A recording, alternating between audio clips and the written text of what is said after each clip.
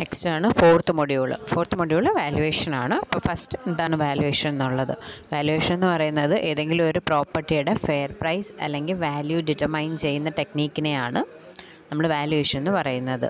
ഏതെങ്കിലും building, factories, properties etcetera. അപ്പം ഇതെന്ന് പറയുന്നത് ഏതെങ്കിലും ഒരു പ്രോപ്പർട്ടിയുടെ പ്രസൻറ്റ് വാല്യൂ അല്ലെങ്കിൽ കോസ്റ്റ് ആയിരിക്കും. പിന്നെ സെക്കൻഡ് കോസ്റ്റ് എന്ന് പറയുമ്പോഴേക്കും നമ്മുടെ ഏതെങ്കിലും പ്രൊഡക്റ്റിൻ്റെ മാനുഫാക്ചറിങ് അല്ലെങ്കിൽ കോസ്റ്റ് ഓഫ് കൺസ്ട്രക്ഷൻ, അതിനെയാണ് നമ്മൾ കോസ്റ്റ് എന്ന് പറയുന്നത്. നെക്സ്റ്റ് പർപ്പസ് ഓഫ് വാല്യുവേഷൻ, എന്തൊക്കെ കാര്യങ്ങൾക്ക് വേണ്ടിയാണ് നമ്മൾ വാല്യുവേഷൻ ക്യാരി ഔട്ട് ചെയ്യുന്നതെന്നുള്ളത്. First one is buying or selling of a property. ഇപ്പം ഏതെങ്കിലും ഒരു വസ്തു നമ്മൾ വാങ്ങുകയോ വിൽക്കുകയോ ചെയ്യണമെങ്കിൽ അതിൻ്റെ വാല്യുവേഷൻ ചെയ്തിരിക്കണം.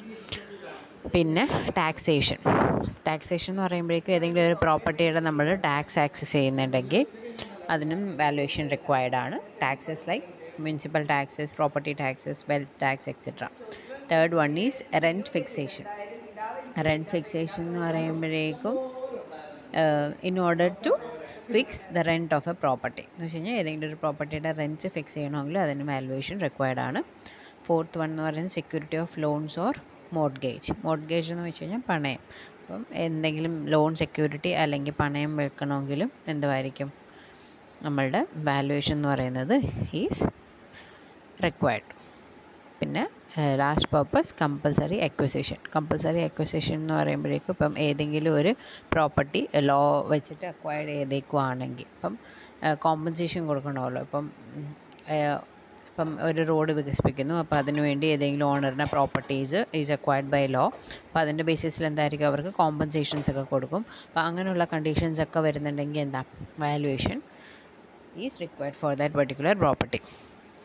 അപ്പം ഇതിനകത്ത് മറ്റേ ഇൻഷുറൻസ്, ബെറ്റർമെൻറ്റ് ചാർജസ്, അതിനും എല്ലാത്തിനും എന്താ വാല്യുവേഷൻ റിക്വയർഡ് ആണ്. നെക്സ്റ്റ് ടോപ്പിക് എന്ന് പറയുന്നത് factors influencing value of a property. എന്തൊക്കെ പ്രോപ്പർട്ടീസ് അല്ലെങ്കിൽ ഫാക്ടേഴ്സാണ് ഒരു പ്രോപ്പർട്ടി അല്ലെങ്കിൽ ഒരു പ്രോഡക്റ്റിൻ്റെ വാല്യൂവിനെ ഇൻഫ്ലുവൻസ് ചെയ്യുന്നതെന്നുള്ളത്. അപ്പോൾ ഫസ്റ്റ് വൺ എന്ന് പറയുന്നത് ആ ഒരു പ്രോപ്പർട്ടിയിൽ നിന്ന് കിട്ടുന്ന ഇൻകം അല്ലെങ്കിൽ റെൻറ്റ്. സെക്കൻഡ് വൺ എന്ന് പറയുന്നത് അപ്പോൾ ഒരു ബിൽഡിങ്ങോ ലാൻഡോ എന്തോ ആണെങ്കിലും അതിൻ്റെ സെല്ലിംഗ് പ്രൈസ്. തേർഡ് വൺ എന്ന് പറയുന്നത് ടൈപ്പ് ഓഫ് സ്ട്രക്ചർ. ഇപ്പോൾ ഫ്രെയിംഡ് സ്ട്രക്ചേഴ്സ് ആണെങ്കിൽ എന്തുമായിരിക്കും it should be having more value. Fourth one എന്ന് പറയുന്നത് മെയിൻ്റനൻസ്. ഒരു വെൽ മെയിൻറ്റൈൻഡ് ബിൽഡിംഗ് ആണെങ്കിൽ അതിന് എന്തായിരിക്കും മോർ വാല്യൂ ആയിരിക്കും. പിന്നെ fifth one age and life of the building. Sixth one bank interest. ഇപ്പം എന്തെങ്കിലും ബാങ്ക് ലയബിലിറ്റീസൊക്കെ ഉണ്ട് ഒരു പ്രോപ്പർട്ടിയിൽ, അപ്പോൾ അവിടെ അതിൻ്റെ വാല്യൂ എന്ന് പറയുന്നത് കുറവായിരിക്കും. സെവൻത്ത് വൺ ലീഗൽ കൺട്രോൾ എന്ന് പറയുമ്പോഴേക്കും ഇപ്പം എന്തെങ്കിലും സോണിങ് റെഗുലേഷൻസിൽ വരുന്ന പ്രോപ്പർട്ടി ആണെങ്കിൽ വാല്യൂ എന്ന് പറയുന്നത് ഹൈ ആയിരിക്കും. Eighth one available infrastructure facility. ഇപ്പം ആ ഒരു കൺസിഡർ ചെയ്യുന്ന പ്രോപ്പർട്ടീസിൽ നിയർ ബൈ എന്തെങ്കിലും ഇത് പോണക്ക് റോഡോ hospitals, schools, public waters etcetera ഉണ്ടെങ്കിൽ value would be high. Last one ആണ് ഒബ്സോലസൻസ് എന്ന് പറയുമ്പോഴേക്കും എന്തെങ്കിലും ഔട്ട്ഡേറ്റഡ് ആയിട്ടുള്ള ഡിസൈൻ വെച്ചിട്ട് ഇപ്പം ഏജ് ആ ഒരു ബിൽഡിങ്ങിൻ്റെ ഏജ് ആയിക്കഴിഞ്ഞു എന്നുള്ളത് വെച്ചല്ല, ഇപ്പം നമ്മുടെ പ്രസൻറ്റ് ഡിസൈൻ വെച്ചിട്ട് ഇപ്പം ആ ഒരു ബിൽഡിങ്ങിൻ്റെ ഡിസൈൻ ഔട്ട്ഡേറ്റഡ് ആണെങ്കിൽ എന്തായിരിക്കും അവിടുത്തെ കോസ്റ്റ് അല്ലെങ്കിൽ വാല്യൂവിൽ ഡിപ്രിസിയേഷൻ ഉണ്ടാവും. അതിനെയാണ് നമ്മൾ ഒബ്സോലസൻസ് എന്ന് പറയുന്നത്, ആ ഡിപ്രിസിയേഷൻ വാല്യൂവിലുണ്ടാകുന്ന ഡിപ്രിസിയേഷൻ.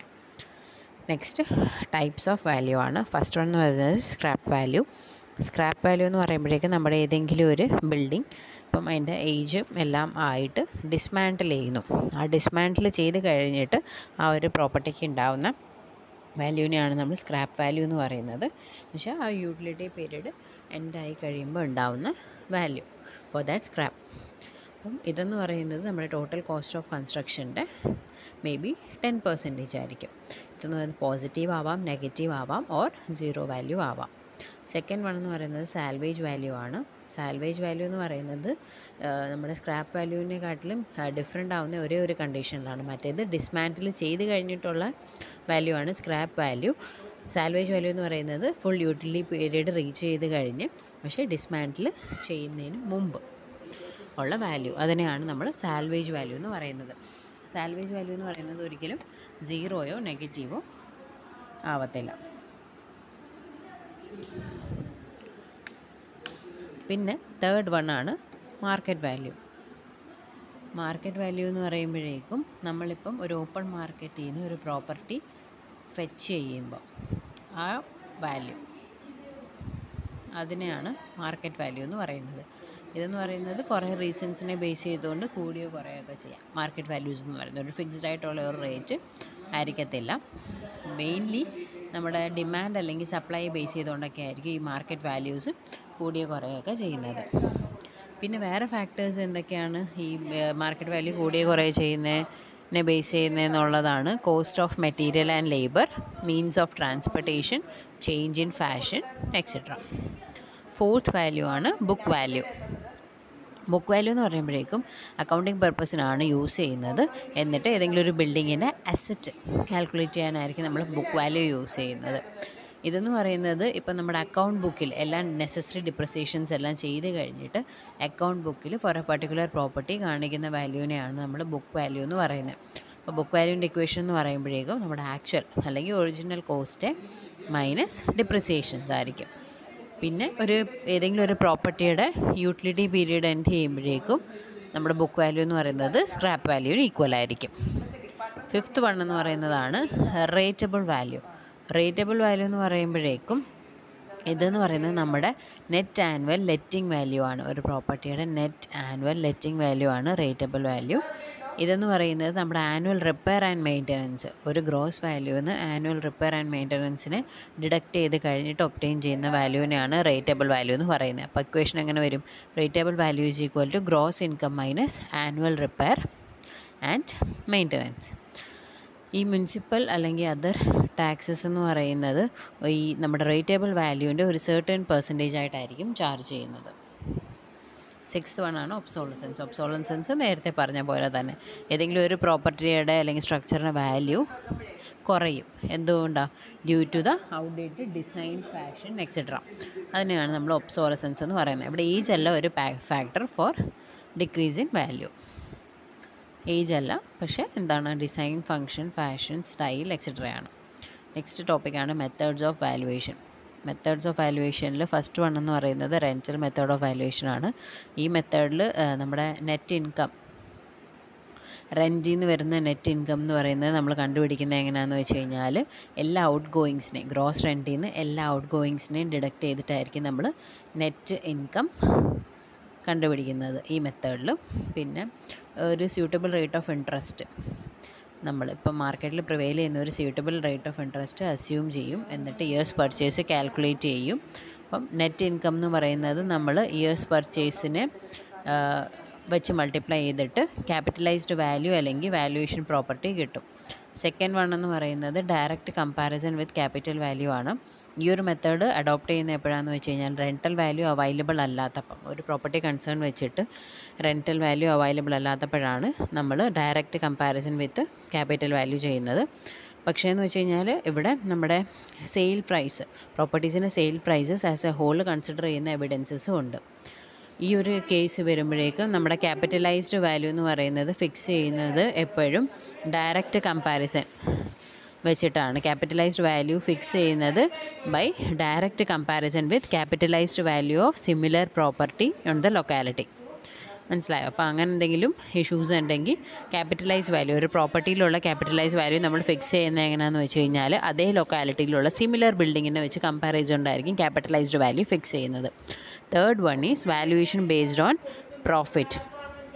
അപ്പം this method of valuation is suitable for buildings like hotels, cinemas, etc., for which the capitalized value depends on profit. മനസ്സിലായോ? എന്ന് വെച്ച് കഴിഞ്ഞാൽ ഈ വാല്യുവേഷൻ ബേസ്ഡ് ഓൺ പ്രോഫിറ്റ് എന്ന മെത്തേഡ് നമ്മൾ മെയിൻലി യൂസ് ചെയ്യുന്നത് ഹോട്ടൽസ്, സിനിമ ഹാൾസ് അങ്ങനെയുള്ള ബിൽഡിങ്സിന് വേണ്ടിയാണ്. Where the capitalized value depends on profit. ഈ കേസസ് വരുമ്പോഴേക്കും നമ്മുടെ നെറ്റ് ആനുവൽ ഇൻകം വർക്കൗട്ട് ചെയ്യും after deducting the possible expenses, out goings, interest etcetera. എന്ന് വെച്ചാൽ നമ്മുടെ ഗ്രോസ് ഇൻകത്തിൽ നിന്ന് ഈ പറഞ്ഞ എല്ലാ പോസിബിൾ എക്സ്പെൻസസോ ഔട്ട് ഗോയിങ്സ്, ഇൻട്രസ്റ്റ് എല്ലാം ഡിഡക്റ്റ് ചെയ്തിട്ടായിരിക്കും നമ്മൾ നെറ്റ് ആനുവൽ ഇൻകം എടുക്കുന്നത്. ഇവിടെ ക്യാപിറ്റലൈസ് വാല്യൂവിൻ്റെ ഇക്വേഷൻ വരുമ്പോൾ അപ്പോൾ എന്ത് വരും? Net profit into years purchase.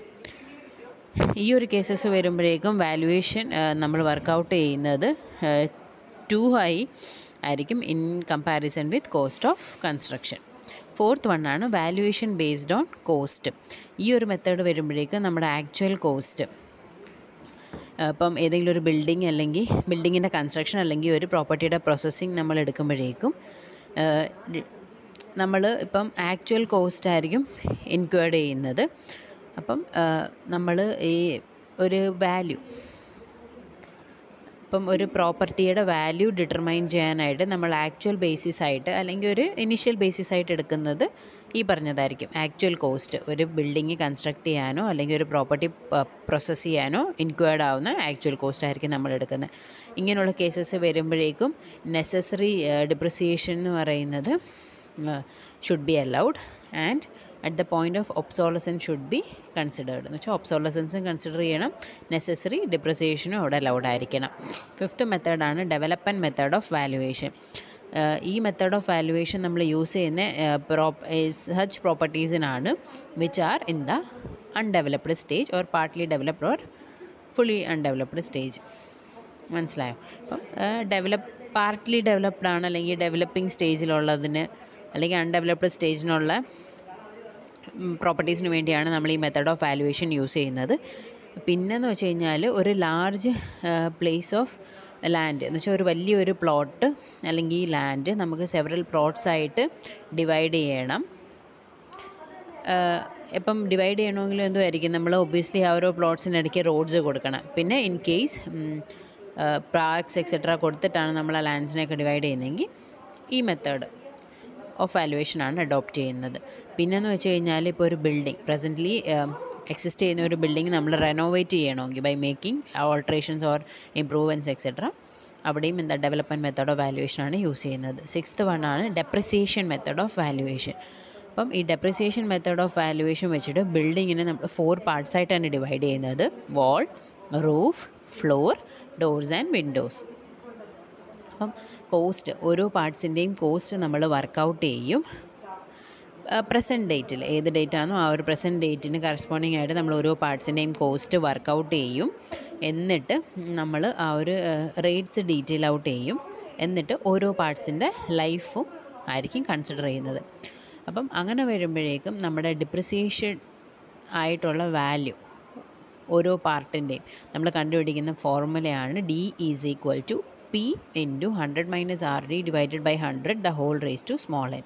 D എന്ന് പറയുന്നത് ഡിപ്രിഷിയേറ്റഡ് വാല്യൂ, P എന്ന് പറയുന്നത് cost at present market value, R × D എന്ന് പറയുന്നത് fixed percentage of depreciation and small n present life of period. അപ്പം ഇത്രയാണ് നമ്മുടെ മെത്തേഡ്സ് ഓഫ് വാല്യുവേഷൻ. ഇത് മോസ്റ്റ് കോമൺലി ചോദിക്കാറുള്ളതാണ്. ടൈപ്സ് ഓഫ് വാല്യൂസും സ്ഥിരം ചോദിക്കാറുള്ളതാണ്. തിയറി പോർഷൻസ് ഇതിനകത്ത് ചോദിക്കുന്നതൊക്കെ കുറേ തിയറി പോർഷൻസൊക്കെ ഈ മൊഡ്യൂളിൽ ചോദിക്കാറുള്ളതാണ്. നെക്സ്റ്റ് കുറച്ച് ടേംസ് അല്ലെങ്കിൽ ടെർമിനോളജീസ് ആണ്. First one, what is gross income. Gross income എന്ന് പറയുന്നത് ഒരു ടോട്ടൽ ഇൻകമാണ്.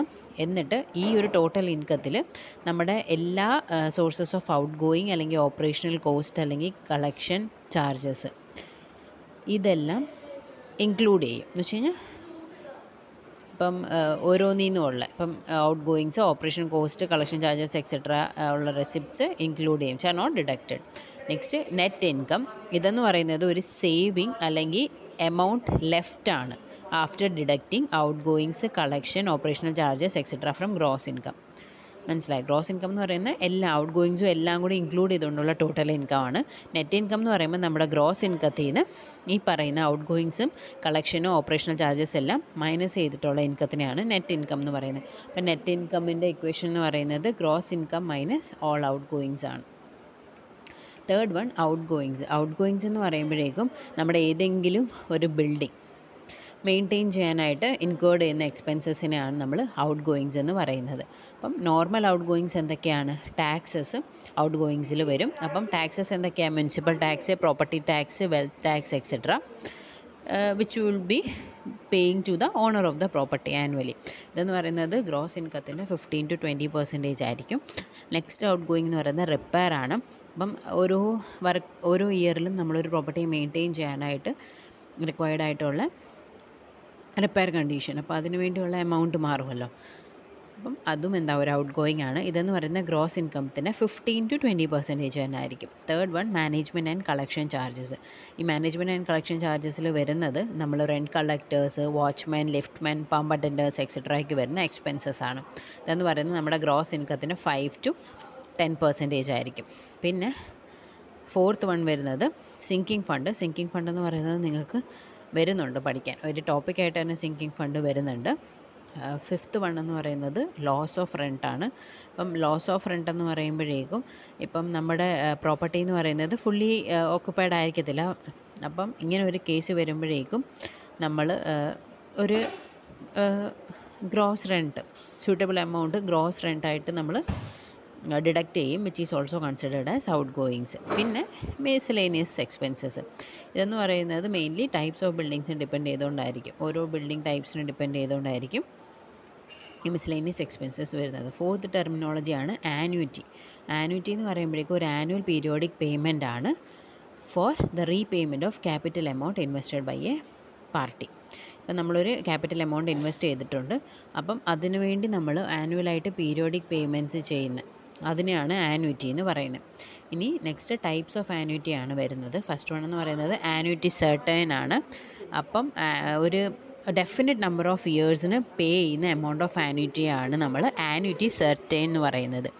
ആനുവിറ്റി ഡ്യൂ എന്ന് പറയുമ്പോഴേക്കും ഓരോ ഇയറിൻ്റെയും ബിഗിനിങ്ങിൽ അല്ലെങ്കിൽ അഡ്വാൻസിൽ നമ്മൾ പേ ചെയ്യുന്ന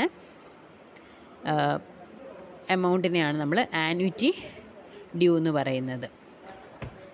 എന്നിട്ട് ഇതെന്ന് പറയുന്നത് നമ്മൾ ഇപ്പം ഒരു ഡെഫിനിറ്റ് ഇയേഴ്സിലേക്ക് കണ്ടിന്യൂ ചെയ്തുകൊണ്ടേ ഇരിക്കും. മറ്റേതെന്ന് പറയുമ്പോഴേക്കും ഒരു നമ്പർ ഓഫ് ഇയേഴ്സിൽ ഒരു ഡെഫിനിറ്റ് നമ്പർ ഓഫ് ഇയേഴ്സിൽ നമ്മൾ കൊടുക്കുന്നതിനെയാണ് ആനുവിറ്റി സെർട്ടൻ എന്ന് പറയുന്നത്. ഡിഫേർഡ് ആനുവിറ്റി, ഇപ്പം ഡിഫേർഡ് ആനുവിറ്റി എന്ന് പറയുമ്പോഴേക്കും ഇപ്പോൾ ഒരു ആനുവിറ്റി ഏതെങ്കിലും ഒരു ഫ്യൂച്ചർ ഡേറ്റിലേക്ക് നമ്മൾ തുടങ്ങാൻ പോവുകയാണ് after A number of years, അതിനെയാണ് ഡിഫേർഡ് ആനുവിറ്റി എന്ന് പറയുന്നത്.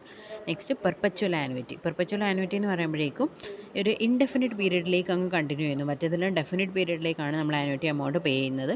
ഇവിടെ വരുമ്പോഴേക്കും ആനുവിറ്റി നമ്മൾ പേ ചെയ്യുന്നുണ്ട്, പക്ഷേ അതൊരു ഇൻഡെഫിനിറ്റ് പീരീഡിലേക്ക് കണ്ടിന്യൂ ചെയ്യുവാണെങ്കിൽ അതിനെ പെർപ്പച്വൽ ആനുവിറ്റി എന്ന് പറയും. ഇനി ജസ്റ്റ് ഒരു നോട്ടായിട്ട് എഴുതിയേക്കുന്നത് ആനുവിറ്റി എന്ന് പറയുന്നത് ഇയർലി പേയ്മെൻ്റ് ആയിരിക്കും, പക്ഷേ എന്താണ് അതിന് ഹാഫ് ഇയർലിയോ ക്വാർട്ടർലിയോ മന്ത്ലിയോ ഒക്കെ പേ ചെയ്യാം. ഫിഫ്ത്ത് ഫിഫ്ത്ത് ടേം അല്ലെങ്കിൽ ഡെഫിനിഷനാണ് ക്യാപിറ്റൽ കോസ്റ്റ്. ക്യാപിറ്റൽ കോസ്റ്റ് എന്ന് പറയുമ്പോഴേക്കും ഇത് ടോട്ടൽ കോസ്റ്റ് ഓഫ് കൺസ്ട്രക്ഷൻ ആണ്, ഇൻക്ലൂഡിങ് ലാൻഡ്. ആ ലാൻഡിൻ്റെയും ബിൽഡിങ്ങിൻ്റെ ടോട്ടൽ കോസ്റ്റ് ഓഫ് കൺസ്ട്രക്ഷൻ രണ്ടും കൂടി ഇൻക്ലൂഡ് ചെയ്യുന്നതാണ് ക്യാപിറ്റൽ കോസ്റ്റ്. ഇതെന്ന് പറയുന്നത് ഒറിജിനൽ കോസ്റ്റാണ്. എന്നിട്ട് ടൈം ചേഞ്ച് ചെയ്യുന്നതിനനുസരിച്ചൊന്നും ഇത് ചേഞ്ച് ചെയ്യത്തില്ല. While the value of property is the present cost which may change with time. Okay, capital cost എന്ന് പറയുന്നത് ചേഞ്ച് ചെയ്തില്ല, പക്ഷേ വാല്യൂ എന്തായിരിക്കും? പ്രസൻറ്റ് കോസ്റ്റാണ്. അതുകൊണ്ട് അത് ടൈം അനുസരിച്ച് മാറിക്കൊണ്ടിരിക്കും. സിക്സ്ത് ടേമാണ് ക്യാപിറ്റലൈസ്ഡ് വാല്യൂ. ഇമ്പോർട്ടൻ്റ് ആയിട്ടുള്ള ഒരു ടെർമിനോളജിയാണ്.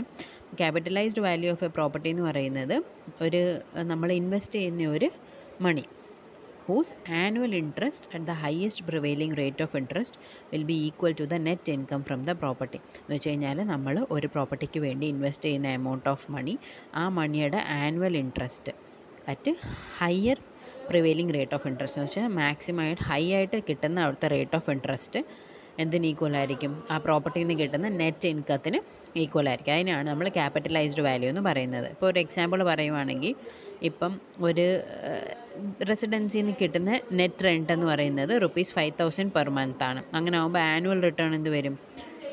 നമ്മുടെ ഒരു മാസത്തേക്ക് 5,000 രൂപ, അപ്പോൾ 12 മാസത്തേക്ക് 5,000 × 12. Prevailing rate of interest suppose 10% ആണെങ്കിൽ ക്യാപിറ്റലൈസ്ഡ് വാല്യൂ എന്തുമായിരിക്കും? Net income by prevailing rate of interest, that is 12 × 5,000 divided by 10/100, 0.1. Okay, അത്രയായിരിക്കും നമ്മുടെ ക്യാപിറ്റലൈസ്ഡ് വാല്യൂ. 6 lakh rupees വരും. സെവൻത്ത് ഡെഫിനേഷനാണ് ഇയേഴ്സ് പർച്ചേസ്. YP ആയിട്ടും ഡിനോട്ട് ചെയ്യും. ഇതെന്ന് പറയുന്നത് ക്യാപിറ്റൽ സമ്മാണ് which is required to be invested in order to receive annuity of ₹1 at a certain rate of interest. ഒരു ക്യാപിറ്റൽ സം, നമ്മൾ ഇൻവെസ്റ്റ് ചെയ്യുന്ന ഒരു ക്യാപിറ്റൽ സം, അതിന് ₹1 ഒരു സർട്ടൻ റേറ്റ് ഓഫ് ഇൻട്രസ്റ്റ് എന്ന രീതിയിൽ ₹1 ആനുവിറ്റി കിട്ടുന്ന രീതിയിൽ നമ്മൾ ഇൻവെസ്റ്റ് ചെയ്യുന്ന ക്യാപിറ്റൽ സമ്മിനെയാണ് ഇയേഴ്സ് പർച്ചേസ് എന്ന് പറയുന്നത്. അപ്പം അതിൻ്റെ ഒരു എക്സാമ്പിൾ ഇവിടെ തന്നിട്ടുണ്ട്. എന്ന് വെച്ച് കഴിഞ്ഞാൽ ഇപ്പം 4% ഇൻട്രസ്റ്റ് പെർ ആനത്തിൽ നമ്മൾ ഇപ്പം ഒരു ₹4 ആണ് വേണ്ടത് 100 ആയിട്ട് ഡെപ്പോസിറ്റ് ചെയ്യാൻ. എന്ന് വെച്ച് കഴിഞ്ഞാൽ 4% ഇൻട്രസ്റ്റ് പെർ ആനം, 4% ഇൻട്രസ്റ്റ്. അപ്പം ₹4 കിട്ടണമെങ്കിൽ ₹100 നമ്മൾ ഡെപ്പോസിറ്റ് ചെയ്യുന്നു ഇൻ ബാങ്ക്. അപ്പം ടു ഗെറ്റ് ₹1 അപ്പോൾ എന്തായിരിക്കും അതിൻ്റെ 1/4 ആയിരിക്കുമല്ലോ, 100ൻ്റെ 1/4 ആയിരിക്കും, ദാറ്റ് ഈസ് ₹25 അല്ലേ. അപ്പോൾ അങ്ങനെ വരുമ്പോഴേക്കും ഇയേഴ്സ് പർച്ചേസ് എന്ത് വരും, YP is equal to 100 by rate of interest ആണ്. YPയുടെ equation YP is equal to 100 by rate of interest. For example പറയുവാണെങ്കിൽ 5% ആണ് റേറ്റ് ഓഫ് ഇൻട്രസ്റ്റ് എങ്കിൽ ഇയേഴ്സ് പർച്ചേസ് എന്ത് വരും, 100/5 ദാറ്റ് ഈസ് 20. ക്യാപിറ്റലൈസ് വാല്യൂവിൻ്റെ ഇക്വേഷൻ നേരത്തെ പറഞ്ഞു, net income into years purchase ആണ്. നെക്സ്റ്റ് ഡെഫിനിഷനാണ് സിങ്കിങ് ഫണ്ട്, നേരത്തെ ഞാൻ പറഞ്ഞത് തന്നെ. ഇതും ഒരു ഇമ്പോർട്ടൻ്റ് ആയിട്ടുള്ള ഡെഫിനിഷനാണ്. ഇതെന്ന് പറയുന്നത് ഒരു ഫണ്ടാണ് which is to be accumulated at every year. ഓരോ ഇയറിലും നമ്മൾ അക്യുമുലേറ്റ് ചെയ്യുന്ന ഫണ്ടാണ് sinking fund. Such a way that എന്താണ്, ആ ഒരു യൂട്ടിലിറ്റി പീരീഡ് എൻഡ് ചെയ്യുമ്പോഴേക്കും നമ്മുടെ ടോട്ടൽ ഇൻവെസ്റ്റ്മെൻറ്റ് അല്ലെങ്കിൽ ടോട്ടൽ എമൗണ്ട് നമ്മൾ ഇൻവെസ്റ്റ് ചെയ്തേക്കുന്നതെന്ന് പറയുന്നത് ഇൻട്രസ്റ്റ്, കോമ്പൗണ്ട് ഇൻട്രസ്റ്റ് എന്തിന് ഈക്വൽ ആയിരിക്കും, ടോട്ടൽ കോസ്റ്റ് ഓഫ് കൺസ്ട്രക്ഷന് ഈക്വൽ ആയിരിക്കും. പക്ഷേ നമ്മൾ ഇൻവെസ്റ്റ് ചെയ്യുന്ന ടോട്ടൽ എമൗണ്ട് എന്ന് പറയുന്നത് ടോട്ടൽ കോസ്റ്റ് ഓഫ് കൺസ്ട്രക്ഷന് ഈക്വൽ ആയിരിക്കും. സിങ്കിങ് ഫണ്ടിൻ്റെ ഇക്വേഷൻ എന്ന് പറയുന്നത് I is equal to S into small I the whole divided by I plus small I the whole raise to -n-1. അവിടെ S എന്ന് പറയുന്നത് total amount to be accumulated or amount of sinking fund accumulated. Small n എന്ന് പറയുന്നത് number of years required for accumulating sinking fund. Small I എന്ന് പറയുന്നത് rate of interest in decimal. ഇപ്പോൾ 5% ആണെങ്കിൽ 5/100. Capital I എന്ന് പറയുന്നത് ആനുവൽ ഇൻസ്റ്റാൾമെൻറ്റ് റിക്വയർഡ്. അപ്പം ഇത്രയാണ് തിയറി പോർഷൻസ്. ഇപ്പം മെയിനായിട്ട് 6th മൊഡ്യൂളിൽ വരുന്നത് സ്ഥിരം ചോദിക്കാറുള്ള എല്ലാ പാർട്സും ക്വസ്റ്റ്യൻസും ആണിത്. അപ്പോൾ എല്ലാവരും തറവായിട്ട് പഠിക്കുക.